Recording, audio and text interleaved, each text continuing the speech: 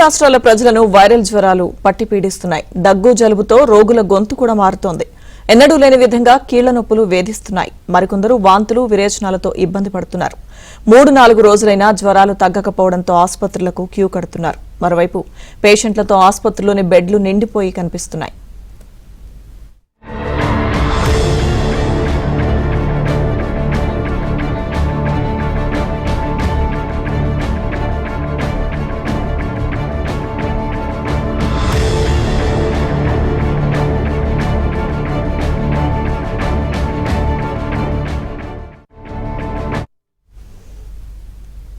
భారీ వర్షాల కారణంగా హైదరాబాద్ లో దోమలు వ్యాప్తి చెంది డెంగ్యూ, చికెన్ గున్యా, మలేరియా కేసులు ఎక్కువగా నమోదవుతున్నాయి. రోగులతో ప్రభుత్వ, ప్రైవేట్ ఆసుపత్రులు కిటకిటలాడుతున్నాయి. కొన్ని ప్రభుత్వ ఆసుపత్రుల్లో ఓపీ సగటున 60 నుంచి 100% వరకు పెరిగినట్లు అధికారులు చెబుతున్నారు. నల్లకుంట ఫీవర్ ఆసుపత్రి వద్ద పరిస్థితిపై మరింత సమాచారం మా ప్రతినిధి ప్రవీణ్ అందిస్తారు. రాష్ట్రంలో వైరల్ ఫీవర్స్ బెంబేలెత్తిస్తున్నాయి. ముఖ్యంగా జీహెచ్ఎంసీ ఏరియాలో చూసుకున్నట్లయితే వందలాది కేసులు నమోదవుతున్న పరిస్థితి కనిపిస్తుంది. డెంగ్యూ కేసులు కూడా డేంజర్ బెల్స్ మోగిస్తున్నటువంటి పరిస్థితి కనిపిస్తుంది. ప్రస్తుతం మనం చూసుకున్నట్లయితే నల్లకుంట ఫీవర్ హాస్పిటల్లో ఉన్నాము. సాధారణ రోజుల్లో ఇక్కడ 200-300 ఓపీ మాత్రమే ఉంటుంది. కానీ ప్రస్తుతం అయితే 1000కి పైగా ఓపీ నమోదవుతున్నట్టుగా తెలుస్తోంది. ఎక్కడ చూసినా ఉదయం నుంచి సాయంత్రం వరకు కూడా క్యూ లైన్ ఓపీ పేషెంట్స్ దగ్గర దర్శనమిస్తున్నటువంటి పరిస్థితి కనిపిస్తోంది. 1000 మందికి పైగా వస్తున్నప్పటికీ కూడా ఒకటే ఓపీ కేంద్రం నడిపించేస్తా ఉన్నారు. ప్రస్తుతం దాదాపుగా 12 కౌంటర్లు పెట్టి ఇక్కడ ఉన్న వాళ్ళందరికీ కూడా ట్రీట్మెంట్ అందిస్తూ ఉన్నారు. సో ఉదయం ఎన్ని గంటలకు వచ్చారు, సో ఎంతసేపటి నుంచి ట్రీట్మెంట్ అందిస్తూ ఉన్నారు కూడా మనం మాట్లాడే ప్రయత్నం చేద్దాం. మీరు ఎన్ని గంటలకు వచ్చారు ఇక్కడికి, ఎంత టైం పడుతుంది చూపించుకోవడానికి? నేను వచ్చింది ఇక్కడ 9కి వచ్చిన. ఇక జనాలు చాలా ఉన్నారు కదా, జనాలు తక్కువ ఉంటే కొద్దిగా తొందరగా అవుతాయి, జనాలు ఎక్కువ ఉంటే 2 గంటలు పడతాయి. అంటే మీరు చూసారు, డాక్టర్ చూపించుకున్నారు? చూపించుకున్నాను. మెడిసిన్స్ కోసం ఉన్నారు? అవును, మెడిసిన్. ఇక్కడ ప్రాబ్లం ఏంటంటే ఇలా చదువుకున్న వాళ్ళు వస్తారు, చదువుకున్న వాళ్ళు వస్తారు.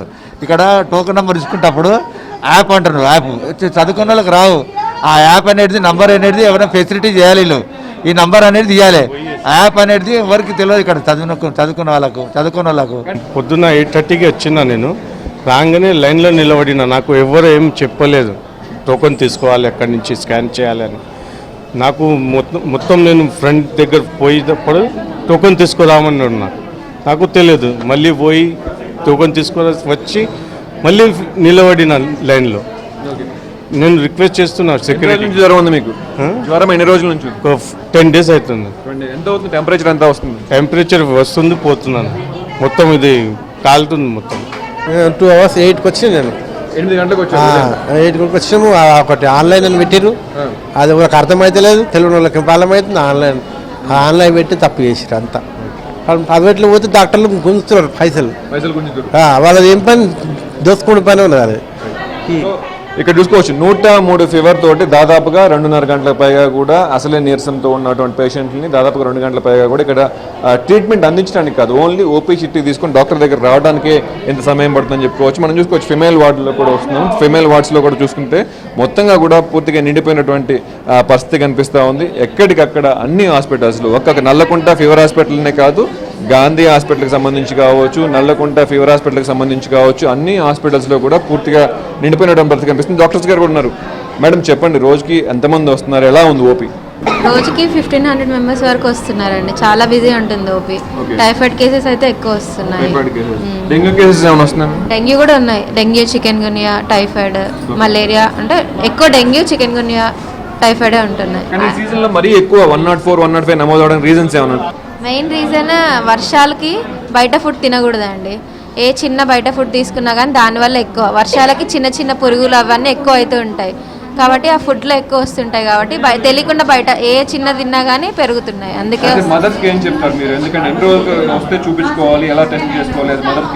మోర్ దాన్ 1 week ఉంటే టెస్ట్లు చేయించుకోవాలి. బ్లడ్ టెస్ట్ చేయించుకోవాలి ఫస్ట్, ఏది ఉన్నా లేకపోయినా. తర్వాత వచ్చేసి ఏదైనా బాగా ఉడకబెట్టి ఇంట్లో తినిపివ్వాలి, బయటదైతే తినకూడదు, అంతే. సో మనం చూసుకోవచ్చు 1500లకు పైగా కూడా ఓపీ నమోదవుతున్నట్టుగా మనకి చెప్తా ఉన్నారు. మనం బయటకు కూడా వెళ్లే ప్రయత్నం చేద్దాం. క్యూ లైన్స్లో ఎంతమంది ఉన్నారు అనేది మనం తెలుసుకునే ప్రయత్నం చేద్దాం. దాదాపుగా 100,000 మంది కూడా ఇంకా వెయిట్ చేస్తున్నటువంటి పరిస్థితి కనిపిస్తూ ఉంది. సో వీళ్ళందరూ కూడా ఇంకా ట్రీట్మెంట్ కోసం, డాక్టర్స్ కోసం వెయిట్ చేస్తూ ఉన్నారు. వీళ్ళు కూడా అడుగుదాం. అమ్మ ఎంతసేపు అయిందమ్మా మీరు నిలబడి? గంట అవుతుంది. మా అక్కడ వాళ్ళకి ఇస్తుంది, ఇక్కడ జరుగుతూనే లేదు. కాలు వీకుతున్నాయి, దగ్గు అవసరం అయితే లేదు. ఢిల్లీ పోతుందన్నమాట, అక్కడ వాళ్ళు ఇస్తారు, ఇక్కడ ఒకళ్ళు. మీకు జ్వరము? జ్వరము దగ్గు నిలబడేంత ఓపిక లేదు. జెంట్స్ వాళ్ళు నటిస్తారు కనీసం ఇంకొకరైనా కౌంటర్ ఉండాలి కదా. వచ్చింది అంత దూరం నుంచి ఆ చూపు పెట్టుకొని అది ఉండలేదు. నేను అక్కడ ఈసీఎల్ నుంచి వచ్చాను. ఈసీఎల్ నుంచి వచ్చి నేను గంట సేపు అల్ల వచ్చి నిలబడి కూడా ఓపిక లేక సరిపోతుంది.